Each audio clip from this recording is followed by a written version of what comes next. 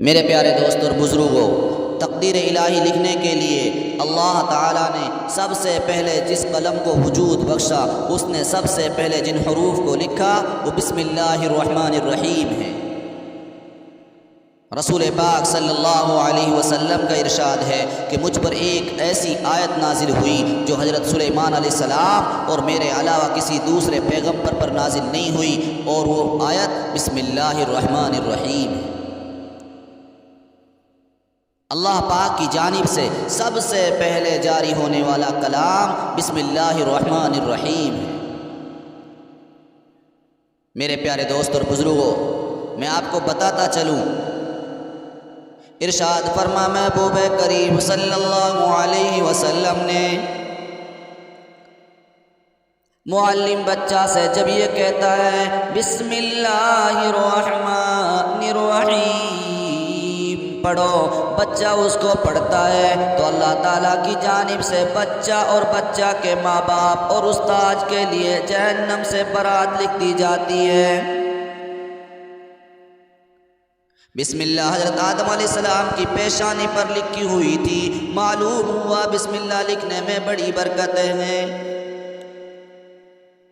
حضرت جبرائیل علیہ السلام کے پروں پر بسم اللہ لکھی ہوئی موجود تھی جس وقت کہ وہ حضرت ابراہیم علیہ السلام کے پاس تشریف لائے تھے۔ جبکہ حضرت ابراہیم علیہ السلام کو آگ میں ڈالا گیا تو آگ ٹھنڈی اور سلامتی والی بن گئی تھی۔ عبرانی زبان میں حضرت موسیٰ علیہ السلام کے عصا پر لکھی ہوئی بسم اللہ موجود تھی۔ اسی عصا کے مارنے سے دریا میں راستے بن گئے تھے، اسی عصا کے ڈالنے سے بڑا اژدہا بن گیا تھا جس نے سارے سانپوں کو نگل لیا تھا۔ حضرت عیسیٰ علیہ السلام کی زبان پر بسم اللہ جاری ہوئی تو اسی کی برکت سے والدہ کی گود میں کلام فرمایا۔ حضرت سلیمان علیہ السلام کی انگوٹھی میں بسم اللہ الرحمن الرحیم لکھی ہوئی تھی۔ آپ کو ایک بات بتاتا چلوں، امام رازی رحمۃ اللہ علیہ نے تفسیر کبیر میں لکھا ہے، جلد نمبر 1 صفحہ نمبر 168 پر لکھا ہوا موجود ہے، فرمایا کہ فرعون نے دعویٰ الوہیت کرنے سے پہلے ایک مکان بنایا تھا اور اس کے بیرونی دروازے پر بسم اللہ الرحمن الرحیم لکھی تھی۔ جب اس نے خدائی دعویٰ کیا اور حضرت موسیٰ علیہ السلام نے اس کو تبلیغ کی تو اس نے قبول نہیں کیا، تو حضرت موسیٰ علیہ السلام نے اس کے حق میں بد دعا کی، اللہ تعالیٰ تو نے اس خبیث کو کس لیے مہلت دے رکھی ہے؟ وحی آئی، اے موسیٰ یہ ہے تو اس قابل کہ اس کو ہلاک کر دیا جائے، لیکن اس کے دروازے پر بسم اللہ الرحمن الرحیم لکھی ہوئی ہے جس کی وجہ سے وہ عذاب سے بچا۔ دوستو، اسی وجہ سے فرعون پر گھر میں عذاب نہیں آیا بلکہ وہاں سے نکال کر دریا میں غرق کر دیا گیا۔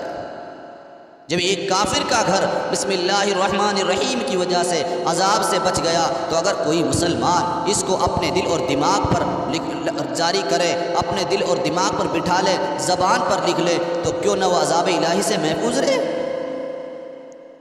میرے پیارے دوست اور بزرگوں، حضرت جابر رضی اللہ عنہ کی روایت ہے کہ اللہ تعالیٰ نے اس بات کا اعلان فرما دیا ہے کہ جس کسی چیز پر بھی اللہ کا نام یعنی بسم اللہ پڑھی جائے گی اس میں برکت لازمی ہے۔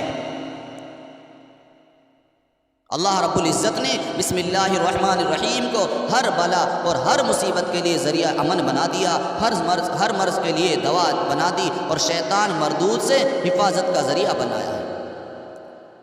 نیز بسم اللہ امت مسلمہ کے لیے زمین کے دھسنے سے اور صورتوں کے مسخ ہونے سے، پتھروں اور ڈوبنے کے عذاب سے امن کا ضامن بنا دیا۔ اس لیے اس کی تلاوت کو لازم سمجھنا چاہیے، اس کے ذریعہ اللہ رب العالمین کا تقرب نصیب ہوتا ہے، اللہ رب العالمین کا تقرب حاصل کرنا چاہیے۔ احادیث میں ہے کہ محبوب کریم صلی اللہ علیہ وسلم نے فرمایا، میزان کے ایک پلڑے میں بسم اللہ الرحمن الرحیم کو اور دوسرے پلڑے میں 7 آسمان اور 7 زمین اور جو کچھ ان کے اندر ہے اس کو رکھ دیں تو بسم اللہ الرحمن الرحیم والا پلڑا بھاری ہو جائے۔ سیرت کی کتابوں میں لکھا ہے، حضرت خالد ابن ولید رضی اللہ تعالیٰ عنہ نے ملک شام میں قلعہ کا محاصرہ کر لیا۔ قلعہ والوں نے پیغام بھیجا، تم دین اسلام کے حق ہونے کی کوئی نشانی تو بتلاؤ تو ہم لوگ ابھی مسلمان ہو جائیں گے۔ حضرت خالد ابن ولید نے کہا، تم میرے پاس زہر لاؤ، اور زہر بھی ہلکا موٹا نہیں بلکہ قاتل زہر لاؤ۔ وہ لوگ ایک شیشی بھر کر خطرناک زہر لائے۔ حضرت خالد ابن ولید رضی اللہ عنہ نے سب لوگوں کے سامنے بسم اللہ الرحمن الرحیم پڑھی اور بسم اللہ الرحمن الرحیم پڑھ کر زہر کی پوری شیشی پی گئے، زہر کا کچھ بھی اثر نہیں ہوا۔ یہ دیکھ کر سب لوگ حیران ہو گئے، ششدر رہ گئے، سب کے سب شرب اسلام ہو گئے اور پورا کا پورا قلعہ مسلمانوں کے حوالے کر